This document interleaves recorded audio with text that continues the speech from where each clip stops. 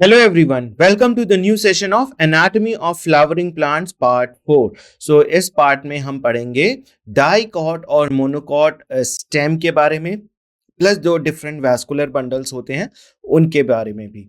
सो हम यहाँ पर पढ़ेंगे anatomy of dicot stem. Dicot stem की जो आंतरिक संरचना होती है कैसी होती है उसके बारे में हम यहाँ पर डिटेल में स्टडी करेंगे। The plan of arrangement of various tissues from periphery to the centre is as follows. अगर आप किसी भी डाइकॉट स्टेम को ट्रांसफर्स कट करें, जैसे कि आपका ये स्टेम है कोई डाइकॉट का और इसको आप ट्रांसफर्सली ऐसे कट करेंगे तो आपको कैसा दिखाई देगा। सबसे बाहर की जो लेयर होगी वो किसकी होगी, वो एपिडर्मिस की होगी। ये सारी लेयर्स जो होती हैं वो आपको बाहर से अंदर की तरफ यानी पेरिफेरी टू सेंटर की तरफ जब हम बढ़ेंगे तो हमें ये लेयर्स देखने को मिलेंगी। सबसे बाहर वाली लेयर जो होगी वो किसकी होगी, एपिडर्मिस की, और इसके अंदर की जो लेयर होगी वो हाइपोडर्मिस की, यानी कि एपिडर्मिस के नीचे की जो कुछ लेयर्स होती हैं वो हाइपोडर्मिस सेल्स की बनी होती हैं। इसके बाद जो है हमारा कॉर्टिकल सेल्स का रीजन शुरू होता है जो काफी अंदर तक होता है, वो कई लेयर तक का होता है। और ये जो है कॉर्टेक्स जो है स्टार्ट होता है हाइपोडर्मिस से बिलो, और जो सबसे अंदर वाली जो इसकी लेयर होती है कॉर्टेक्स की वो पेरीसाइकल कहलाती है। ये कई बार एग्जामिनेशन में पूछा भी गया है कि कॉर्टेक्स की जो सबसे अंदर वाली लेयर होती है उसको हम क्या कहते हैं, तो वो आपकी पेरीसाइकल की लेयर होती है। इसके बाद एंडोडर्मिस और पिथ एंड मेडुलरी रेज भी हमें देखने को मिलते हैं। तो ये सारी लेयर्स के बारे में जो है वो अभी हम डिटेल में यहाँ पर डिस्कस करेंगे। सो अगर हम डाइकॉट स्टेम को अगर कट करके देखें तो हमें सबसे पहले जो लेयर मिलती है वो एपिडर्मिस की मिलती है, राइट। वो यहाँ पर हमें एपिडर्मिस की मिलती है और ये जो करती है ये serves as the outermost layer of the stem. ये सबसे बाहर की जो लेयर होती है वो एपिडर्मिस की लेयर होती है। ये क्या क्या कंप्राइज करती है, यानी कि किस चीज की बनी होती है, ये tangentially flattened parenchymatous cells that are closely packed and exhibit a rectangular appearance in the transverse section। तो अगर आप देखेंगे इसके बाहर से इसकी लेयर को तो इस तरीके से आपको ये एक सेल थिक जो होती है वो सिर्फ वन सेल थिक होती है और इसकी सेल्स जो होती है वो इस तरह से टेंजेंशियली फ्लैटेंड पेरेन्काइमेटस सेल्स होती हैं। सो ऐसे आपको ये जो है वो सेल्स दिखाई देती हैं एपिडर्मिस की, और इसमें आपको कोई भी क्लोरोप्लास्ट नहीं होता है। द सेल्स आर ट्रांसपेरेंट, ये कंपेरेटिवली ट्रांसपेरेंट होती है, इसके थ्रू आप अंदर की सेल्स को देख सकते हैं। एंड इसके अंदर कोई भी क्लोरोप्लास्ट भी नहीं होता, इसमें कोई क्लोरोप्लास्ट नहीं होता, इसीलिए ये कलरलेस होती हैं और ट्रांसपेरेंट होती हैं। सो ये आपको जानना बहुत जरूरी है कि ये रेक्टेंगुलर अपीयरेंस होता है इनका। ट्रांसफर सेक्शन कट करने पर हमें ये रेक्टेंगुलर अपीयरेंस में हमें दिखाई देती हैं।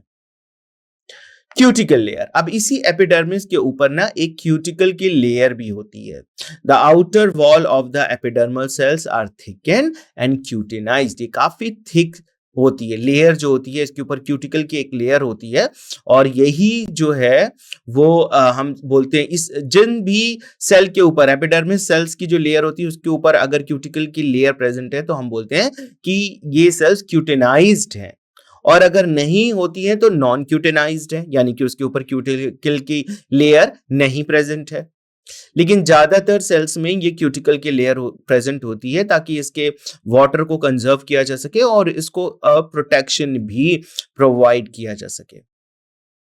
So typically the cutin forms a distinct non-cellular layer on the exterior referred to as a cuticle। तो ये कोई लेयर सेल की लेयर नहीं है, ये आपको बहुत ध्यान रखना है कि ये नॉन सेलुलर लेयर है ना। ये नॉन सेलुलर लेयर होती है, कोई सेल की लेयर नहीं है।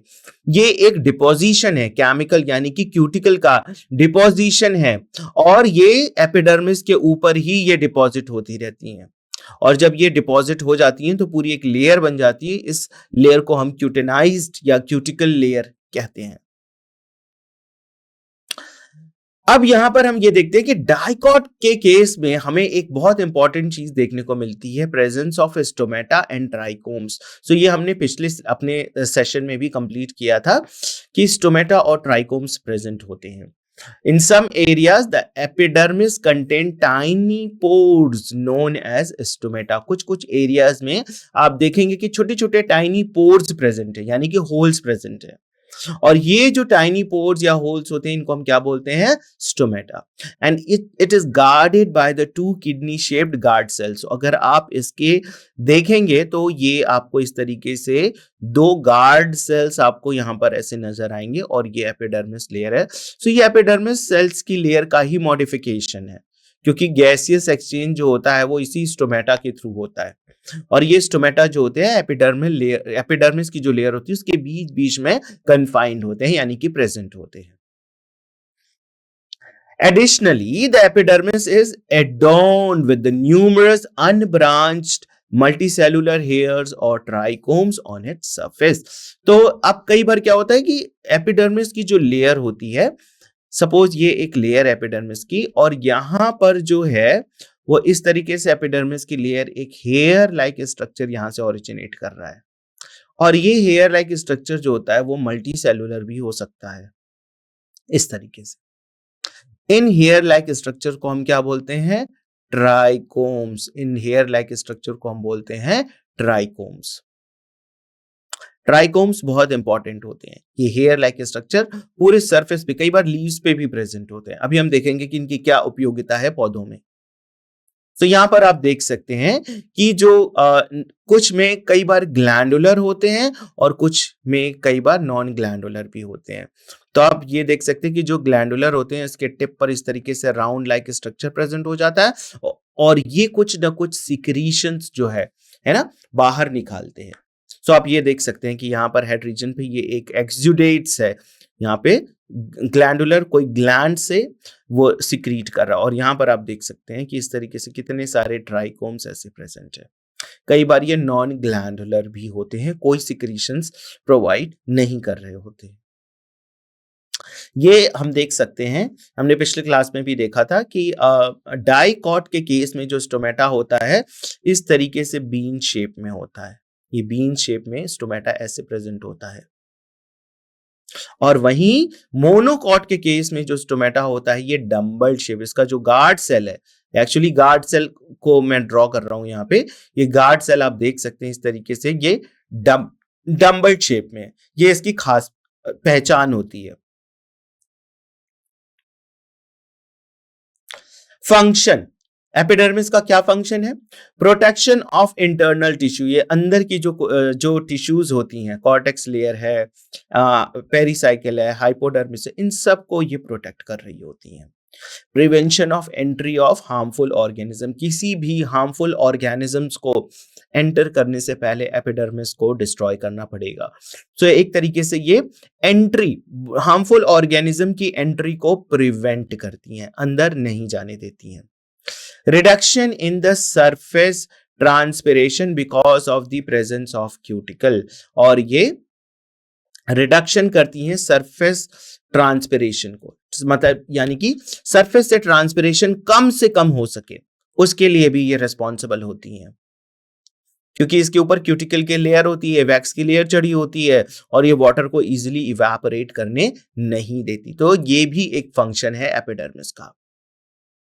क्योंकि एपिडर्मिस पे हमें स्टोमेटा भी मिलता है, स्टोमेटा एपिडर्मिस का ही मॉडिफिकेशन है, सो ये गैसियस एक्सचेंज में भी हेल्पफुल है। यानी कि स्टोमेटा जो होते हैं वो गैसियस एक्सचेंज करते हैं, और ये जो है मॉडिफिकेशन किसका है? एपिडर्मिस का। तो हम कह सकते हैं कि एपिडर्मिस लेयर पे ही स्टोमेटा होते हैं, इसलिए वो यहाँ पर गैसियस एक्सचेंज में हेल्प करते हैं। Protection against sudden change in the temperature with the help of surface hair। तो ये जो surface hair जो हमने बात की ट्राइकोम्स की, ये ट्राइकोम्स क्या काम करते हैं? तो ये ट्राइकोम्स जो होते हैं वो सरफेस पे ही प्रेजेंट होते हैं, और ये टेम्परेचर जो प्लांट्स का अपना टेम्परेचर उसको मेंटेन करने में हेल्प करते हैं। बाहर से जो टेम्परेचर फ्लक्चुएट हो रहा है उसका असर थोड़ा कम हो जाता है इन सरफेस हेयर्स के प्रेजेंट होने की वजह से। सो ये इस रिस्पेक्ट में काफी हेल्पफुल होते हैं। Hypodermis structure. अब एपिडर्मिस के नीचे की जो लेयर होती है वो कैसी है? हाइपोडर्मिस की है। तो it is a collenchymatous and it is present below the epidermis. Collenchymatous, collenchyma cells, right, इसमें क्लोरोफिल प्रेजेंट होता है।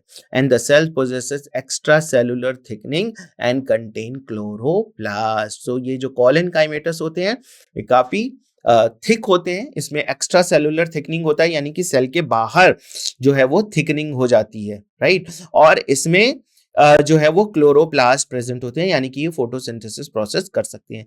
तो एपिडर्मिस में तो कोई भी क्लोरोफिल नहीं प्रेजेंट था, राइट, कोई भी क्लोरोप्लास्ट नहीं प्रेजेंट था, लेकिन कॉलेनकाइमेटस यानी कि जो हाइपोडर्मिस लेयर है उनमें जो है वो क्लोरोप्लास्ट प्रेजेंट है। तो ये जो क्लोरोप्लास्ट प्रेजेंट है ये क्या हेल्प में, किस प्रोसेस में हेल्प करेंगे? फोटोसिंथेसिस में, फूड बनाने में। सो हाइपोडर्मिस बहुत ही इंपॉर्टेंट है, क्योंकि एक तो ये कई लेयर्स की बनी होती है, प्रोटेक्शन प्रोवाइड कर रही होती है, और साथ के साथ ये फोटोसिंथेसिस भी कर रही हो सकती है। आप यहाँ पे देख सकते हैं कि ये जो है वो एपिडर्मिस की लेयर है, बाहर यहाँ पे एपिडर्मल हेयर यानी कि ट्राइकोम्स है, इसके ऊपर ब्राउन कलर का आप पतला ये जो लेयर है वो क्यूटिकल का भी देख सकते हैं। अब इसके नीचे जो है वो ये देख सकते हैं आप कोलेनकाइमा, यहाँ पे ये जो है वो हाइपोडर्मिस सेल्स की लेयर है। हाइपोडर्मिस का क्या फंक्शन है?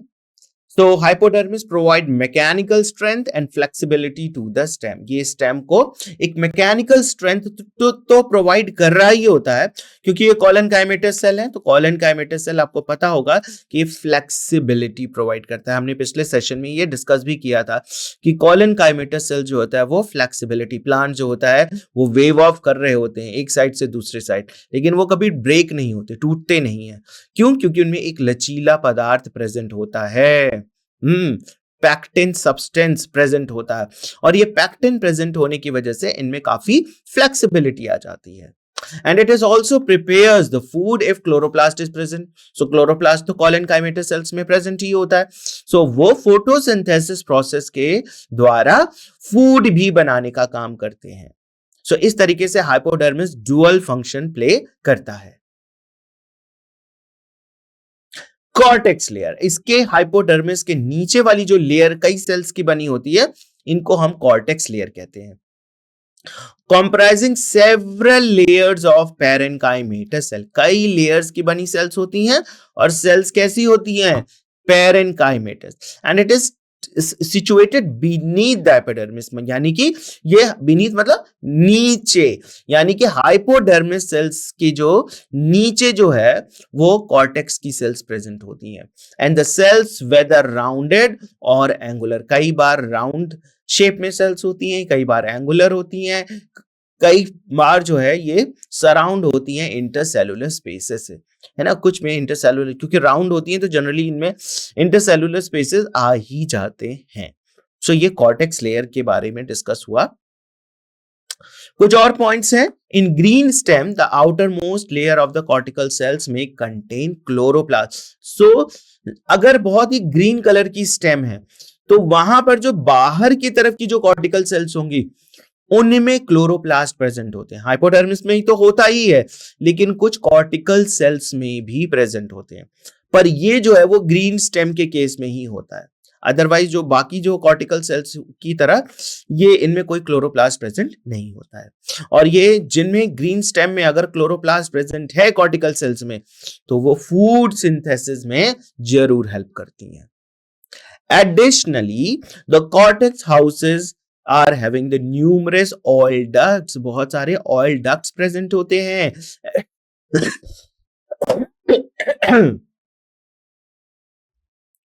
And each comprising a channel lined by the glandular cell that secrete oil। और ये सारी जो सेल्स होती हैं वो ग्लैंडुलर सेल्स क्या सिक्रीट कर रही होती हैं?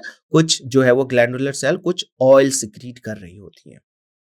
Primarily the cortex function is the storage of food. तो ज्यादातर अगर देखा जाए तो कॉर्टेक्स का फंक्शन क्या है? कॉर्टेक्स का फंक्शन है फूड को स्टोर करना।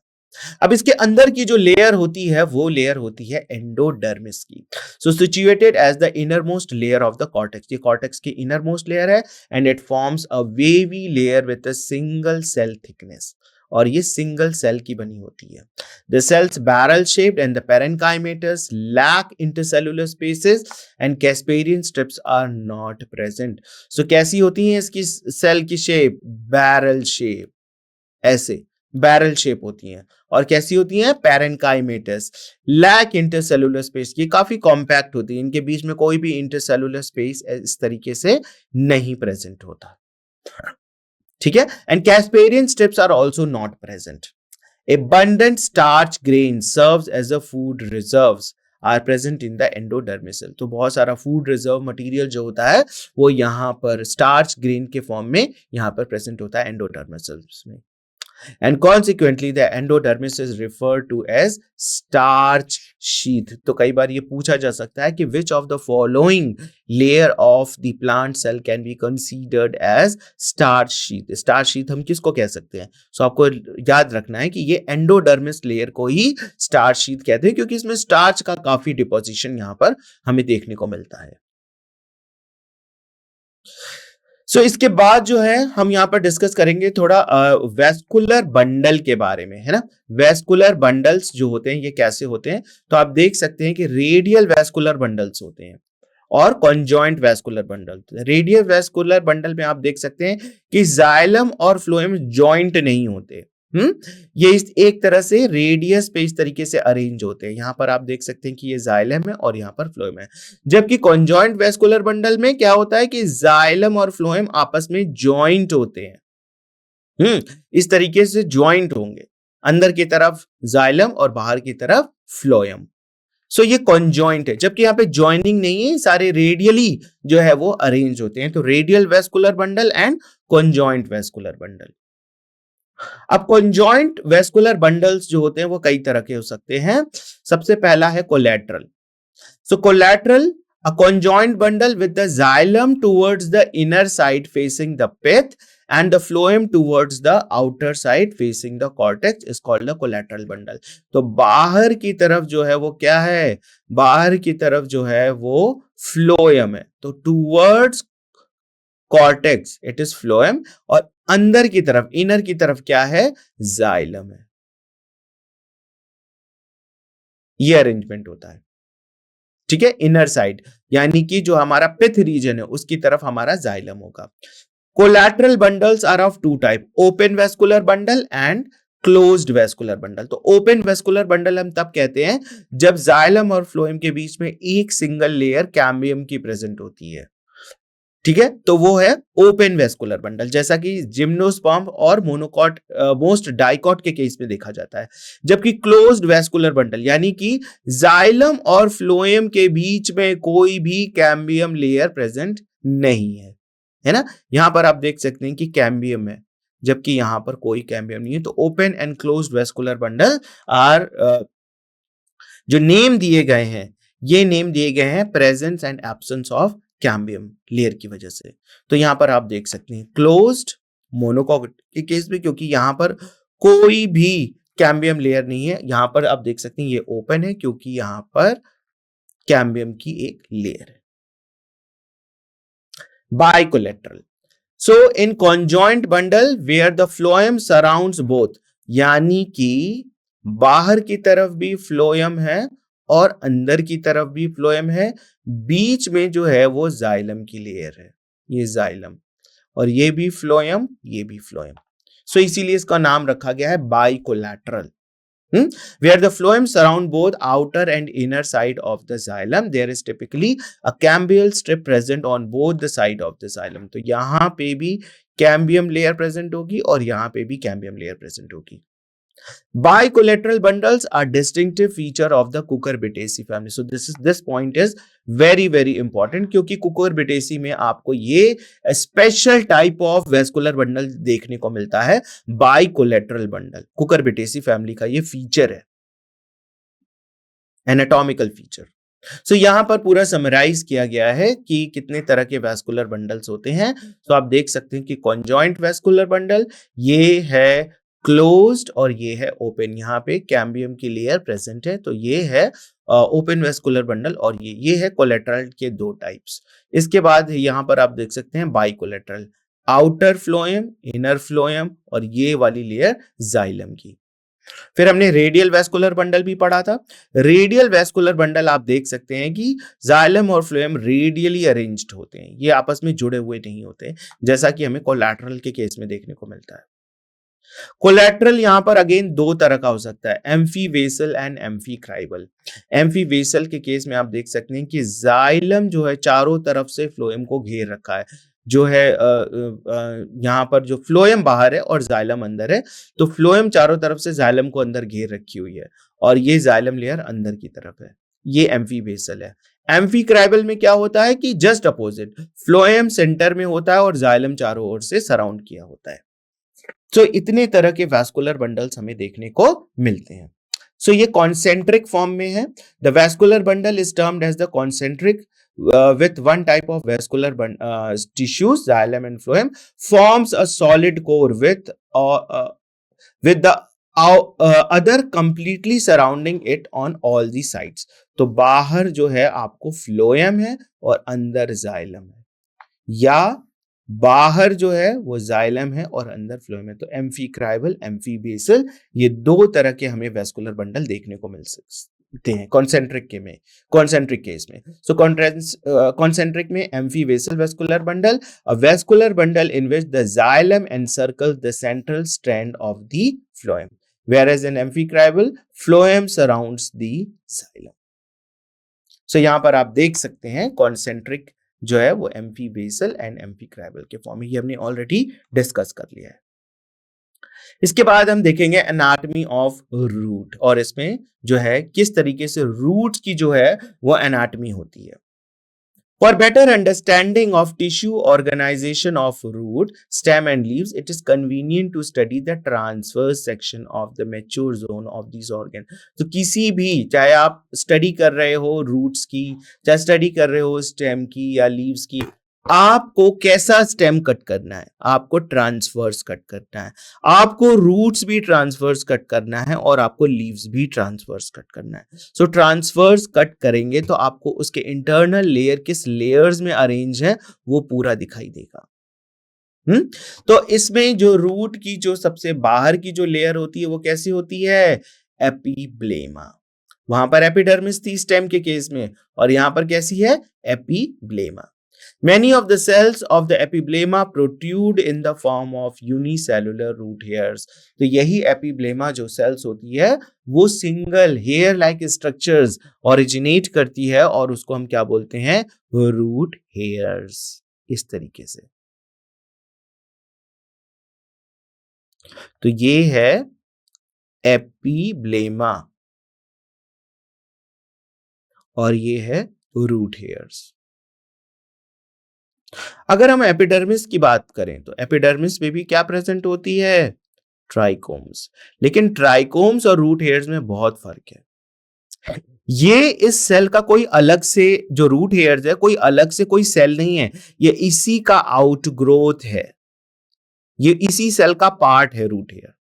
जबकि ट्राइकोम्स जो होता है वो मल्टी सेलुलर स्ट्रक्चर है, वो कई सेल से बना हो सकता है और वो एपिडर्मिस से ऐसे अटैच होता है। सो ये दोनों में डिफरेंस है। It comprises a single layer of barrel shaped cell without any intercellular spaces. तो ये बैरल शेप होते हैं और इनमें कोई भी इंटरसेलुलर स्पेसेस नहीं होते। एपिब्लेमा की बात हो रही है कि एपिब्लेमा सेल्स कैसे होते हैं, ये आउटर लेयर सेल्स बनाते हैं और इनमें कोई भी इंटरसेलुलर स्पेसेस देखने को हमें नहीं मिलता है। The tangential as well as the radial walls of the endodermal cells have the deposition of water impermeable waxy material suberin in the form of Casparian strip. So इसके बाद जो है वो एंडोडर्मल सेल्स होती हैं जिनमें वाटर जो होता है वो काफी प्रेजेंट होता है, वैक्सी मटेरियल सुबेरिन जो है वो कैस्पेरियन स्ट्रिप्स के फॉर्म में ये प्रेजेंट होते हैं। इसके बाद आती है कॉर्टेक्स की लेयर। तो कॉर्टेक्स लेयर कई लेयर से थिन वॉल्ड सेल्स की बनी होती है जिनको हम पैरेन्काइमल सेल्स भी बोलते हैं, और इसमें कई इंटरसेलुलर स्पेसेस भी प्रेजेंट होते हैं। The innermost layer of the cortex is called as endodermis. तो सबसे अंदर की जो लेयर होती है कॉर्टेक्स की वो क्या कहलाती है, endodermis. Next to endodermis is a few layer of thick walled parenchymatous cells referred to as pericycle. And pericycle later gave rise to the lateral roots and vascular cambium during the secondary growth. This is the most important point. ये बहुत important point है. Endodermis से नीचे वाली जो specific cell की जो layer होती है वो कई सेल की थिक लेयर होती है जो कि पैरेन्काइमेटस इन नेचर होती है और इसको हम पेरिसाइकल भी बोलते हैं। यानी कि जो सबसे अंदर की कॉर्टेक्स की लेयर हुई वो हो गई एंडोडर्मिस और एंडोडर्मिस के अंदर जो लेयर होगी वो क्या कहलाएगी? पेरिसाइकल। तो ये है हमारी पेरिसाइकिल और ये कई सेल की लेयर की थिक हो सकती है। पेरिसाइकिल दो काम करता है। एक तो ये लेटरल रूट्स प्रोवाइड करते हैं, यहां से रूट हेयर्स नहीं, lateral roots, secondary roots, tertiary roots जो निकलती हैं वो ये पेरिसाइकिल से निकलता है। और दूसरा ये सेकेंडरी ग्रोथ जो होती है वो इसी पेरिसाइकिल लेयर से स्टार्ट होती है। The innermost region of the plant's stem consists of a spongy tissue called pith. और सबसे अंदर की तरफ जो लेयर होती है वो कहलाती है पिथ और ये स्पॉन्जी टिश्यू के बने होते हैं। The pith is a small और इनकॉन्स्पिक्यूअस इन डाइकॉट। डाइकॉट के केस में बहुत छोटा होता है जो पिथ वाला रीजन होता है, इनकॉन्स्पिक्यूअस। The parenchymatous cell which lie between the xylem and the phloem is called the conjunctive tissue। और रूट्स के केस में जो जाइलम और फ्लोएम के बीच में जो कुछ टिश्यू प्रेजेंट होते हैं उनको हम बोलते हैं conjunctive tissue. All tissues on the inner side of the endodermis such as pericycle, vascular bundle or pith constitute the still. This is also one of the very important points। Endodermis से अंदर की जो layer, अंदर की layer मतलब pericycle से start करेंगे। सो pericycle होगा, वेस्कुलर बंडल होगा और पिथ, ये तीनों चीज मिलकर क्या बनाएगा? स्टील। तो कई बार ये क्वेश्चन पूछा जा सकता है एग्जामिनेशन में। इसके बाद हम स्टडी करेंगे यहां पे मोनोकॉट रूट के बारे में। Anatomy of the monocot root is similar to the dicot root in many respect। बहुत कुछ खास अंतर नहीं होता मोनोकॉट और डाइकॉट के रूट में, लेकिन कुछ तो अंतर होता है, वो अब हम यहाँ पर देखेंगे। It has epidermis, cortex, endodermis, pericycle, vascular bundle and pith। ये सारी लेयर वहां पे भी प्रेजेंट थी, यहाँ पे भी प्रेजेंट है।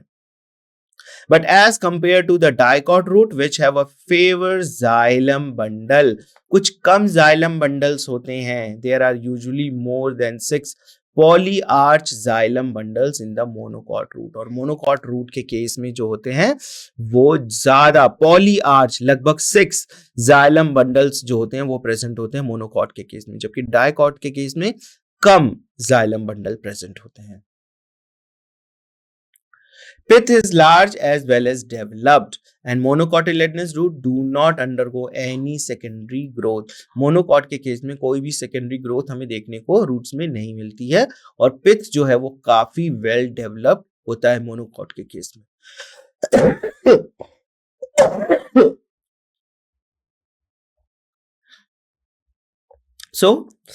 इसी के साथ हम अभी अपना ये सेशन यहाँ पर एंड करेंगे। हमारे पास एक और सेशन होगा जिसमें हम कुछ और भी जो हमारा एनाटॉमी का जैसे लीफ का जो है उसके बारे में भी हम यहाँ पर स्टडी करेंगे। Till then, thank you very much.